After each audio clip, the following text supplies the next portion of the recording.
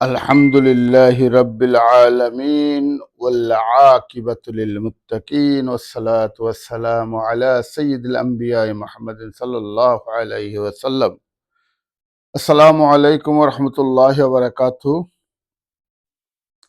আমরা আজকে আলোচনা করব আত্মশুদ্ধি, দক্ষতা অর্জন এবং আদর্শ শিক্ষকতা। আমরা কয়েকটা পর্বে আলোচনা শেষ করব। প্রথম পর্বে আমাদের আলোচনার বিষয় হচ্ছে বর্তমান এই যে যুগ যেটা চলতেছে এটা আখেরি জামানা।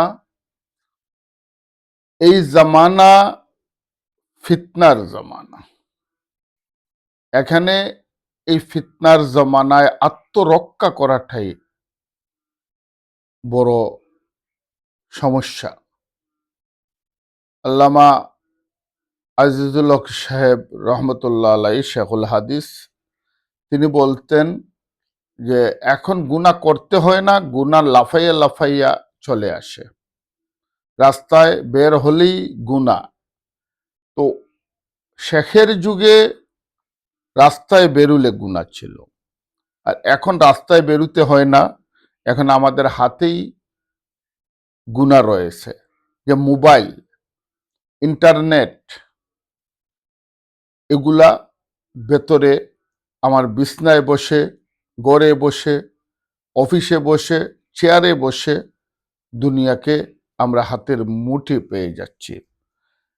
এখন হচ্ছে এই যে ডিজিটাল ফিতনার যুগ, এই ডিজিটাল ফিতনার যুগে আপনি আমি কিভাবে আত্মরক্ষা করব?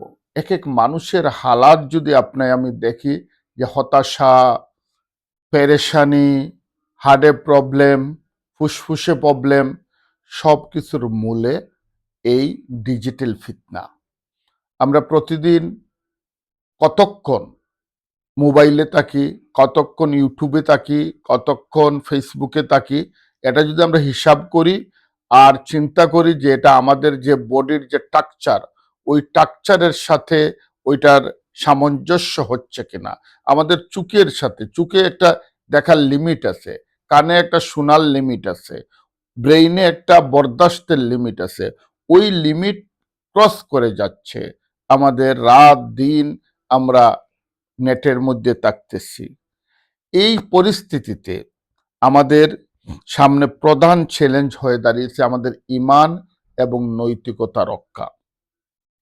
হযরত শেখুল হিন্দ মাহমুদুল্লাহ হাসান রহমতুল্লাহ আলাইহি মাল্টার জেল থেকে বেরিয়ে এসে বলেছিলেন, আমি দীর্ঘদিন জেলে বসে চিন্তা করে এটা দেখেছি যে মুসলমানরা পতনের মূল কারণ গোটা বিশ্বে যে মুসলমানরা কোরআন ছেড়ে দিয়েছে।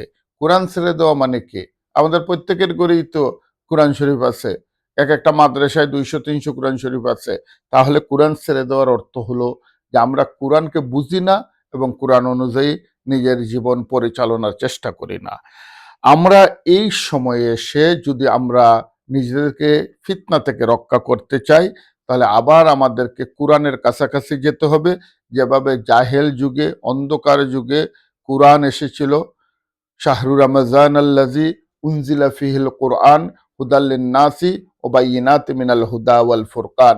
কোরআনকে আল্লাহ নাজিল করেছেন মানুষের হেদায়েতের জন্য এবং সত্য এবং মিথ্যার মধ্যখানে, আলো এবং অন্ধকারের মধ্যখানে দেওয়াল তৈরি করার জন্য, ডিভাইডার হিসাবে। ওই কোরআনকে কাছে আমাদের যেতে হবে। হাদিস, কোরআন বোঝার জন্য হাদিসের কাছে যেতে হবে, হাদিস পড়তে হবে। এরপরে কোরআন হাদিস কেন্দ্রিক যে আত্মসাধনার উপর, ইসলাহে নফসের উপর বুজুর্গানের দিন যে কিতাবগুলো লিখে গেছেন, এগুলো আমাদের বেশি করে পড়তে হবে। ইমাম গাজ্জালি, ইবনে আরাবি, শেখুল হিন্দ মাহমুদুল্লাহ হাসান রহমতুল্লাহ আলাইহি, আশরাফ আলী তানভী রহমতুল্লাহ আলাইহি সহ বিভিন্ন আলেম উলামা, ইসলাম মুজাদ্দিদ আল ফেসানি রহমতুল্লাহ আলাইহি, খাজা মঈনুদ্দিন চিশতি রহমতুল্লাহ আলাইহি, জালালউদ্দিন রুমি রহমতুল্লাহ আলাইহি প্রমুখ অনেক কিতাব লিখে গেছেন ইসলাহে নফসের উপর। এগুলা পড়তে হবে এবং জিকিরের মাধ্যমে নিজের আভ্যন্তরীণ শক্তিকে জাগ্রত করতে হবে, নিয়মিত মুরাকাবা মুজাহেদা করতে হবে। মুরাকাবা একটা গুরুত্বপূর্ণ বিষয়, যেটা আমাদের আমল থেকে চলে গিয়েছে। আমাদের উচিত প্রত্যেক মানুষের প্রতিদিন কমপক্ষে 1 ঘন্টা মুরাকাবা করা, মুরাকাবার ভেতরে ধ্যান করা, চোখ বন্ধ করে আল্লাহকে খুঁজে বের করা, আপনি বিভিন্ন আমলের বিষয়ে মুরাকাবা করা, আপনার বিভিন্ন বিষয়ে জ্ঞান, ইলিম, বিভিন্ন বিষয়ে ফিকির করা। দেখেন রসুল সাল্লাহ সাল্লাম গারে হেরায় গিয়ে মুরাকাবাই করতেন লম্বা টাইম। একজন মুসলমানের জন্য মোরাকাবা অত্যন্ত জরুরি, অত্যন্ত জরুরি। আপনি আল্লাহকে দেখতে হইলে আপনার দিলের চোখে দেখতে হবে। চোখে চর্মচোখ বন্ধ না করলে আপনি দিলের চোখ কিভাবে খুলবেন? এর জন্য চর্মচোখ বন্ধ করে দিলের চোখ, শ্বাসের সাধনা করতে হবে। আপনাকে এই যে ফুসফুস, আজকে ডাক্তারে গেলে বেশিরভাগ মানুষ শ্বাসকষ্ট। কেন শ্বাসকষ্ট? কারণ আমাদের যে সময়টা যাচ্ছে, এটা আমরা আমাদের সময়কে বেহুদা কাজে ব্যয় করতেছি। এরপরে এই যে আমরা জানলাম, জ্ঞান শুধু জানলে হবে না, আপনি এটাকে কার্যকর করতে হলে নিজের মধ্যে এই জ্ঞানকে আমলের মধ্যে নিয়ে আসার জন্য কোনো হক্কানি ওলামার সহবতে যেতে হবে, পীর মাশায়েখদের সহবতে যেতে হবে, কোনো আধ্যাত্মিক সাধকের কাছে গিয়ে সাধনা করতে হবে, এবং আপনাকে সেই সাধকের হাতে সব সঁপে দিতে হবে, এবং আপনি আতিউল্লাহ আর রসুল উলিল আমরি মিনকুম, আপনি আনুগত্যশীল হতে হবে ওই সাধকের। এবং বলা হয়েছে, মুজাদ্দিদ আল ফেসানি রহমতুল্লাহ আলাইহি বলতেছেন যে একজন মুরিদ তার মুর্শিদের কাছে মরা লাশের মতো। মরা লাশকে যেভাবে গোসল করাইতে সময় যেমনি ইচ্ছা তেমনি ব্যবহার করা যায়, তেমনি একজন মুরিদ তার মুর্শিদের কাছে যখন এই মরা লাশ হয়ে যাবে, তখনই সে এখান থেকে কিছু ফয়েজ লাভ করবে, এই আধ্যাত্মিক সাধনার ফয়েজ। এরপরে যে ডিজিটাল যে স্ক্রিনগুলা, মানে মোবাইল, কম্পিউটার, এগুলাকে আপনি একটা সময় নির্ধারণ করে ব্যবহার করবেন। সোশ্যাল মিডিয়ার মধ্যে 2-3 ঘন্টার উপরে একজন মানুষের থাকা উচিত না, যদি তার বিনা প্রয়োজনে। এরপরে আমরা বিভিন্ন তথ্য সন্ত্রাসে, বট বাহিনীর দ্বারা আক্রান্ত, মানসিক পেশার, সত্য মিথ্যা সংবাদ নিয়ে আমরা সময় অতিবাহিত করি, এবং এটা আমাদের হার্টের মধ্যে নানা ধরনের কম্পন সৃষ্টি করে। কন্টিনিউ যখন আপনার হার্টের ভেতরে কম্পন থাকবে, তখন ওই হার্ট সুস্থ থাকার কথা নয়, আপনার মস্তিষ্ক সুস্থ থাকার কথা নয়, আপনি মানসিক রোগে আক্রান্ত হয়ে যাবেন। এজন্য কোনো তথ্য যাচাই না করে সত্য মনে করবেন না। স্মরণ রাখবেন, আরবি কায়দায় জুমলায়ে খবরিয়া নহর কায়দা আছে। জুমলায়ে খবরিয়া সত্য হইতে পারে, মিথ্যা হইতে পারে। আপনি কোনো জিনিসকে যাচাই না করে আপনি গ্রহণ করবেন না।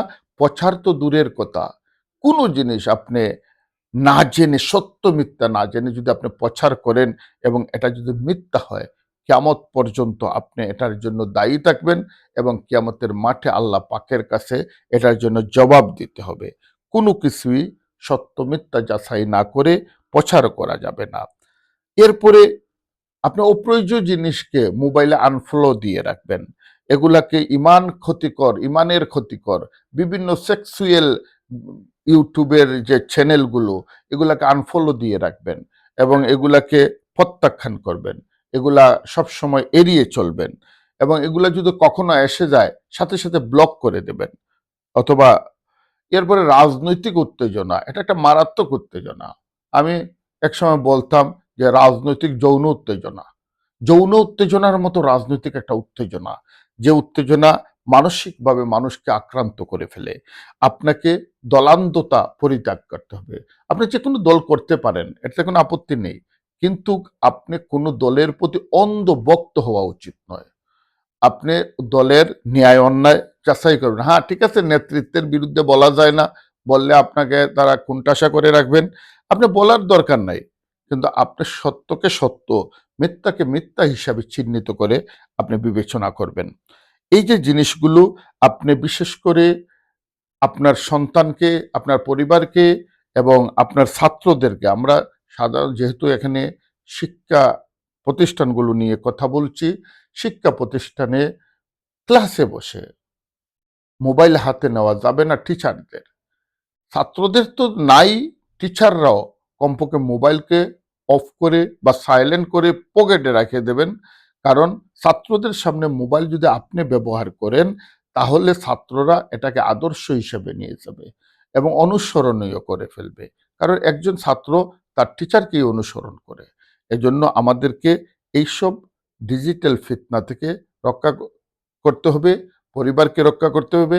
মোবাইল আসক্তি, ছোট ছোট বাচ্চাদের হাতে মারা মোবাইল দিয়ে কাজ করতে শুরু করে, যে ও কাঁদবে না, কিন্তু আমরা বুঝতেছি না একটা বাচ্চার হাতে গাঞ্জা দিলে যে সমস্যা, হিরোইন দিলে যে সমস্যা, সিগারেট দিলে যে সমস্যা, তার হাতে মোবাইল তুলে দেওয়া এর চাইতে মারাত্মক সমস্যা।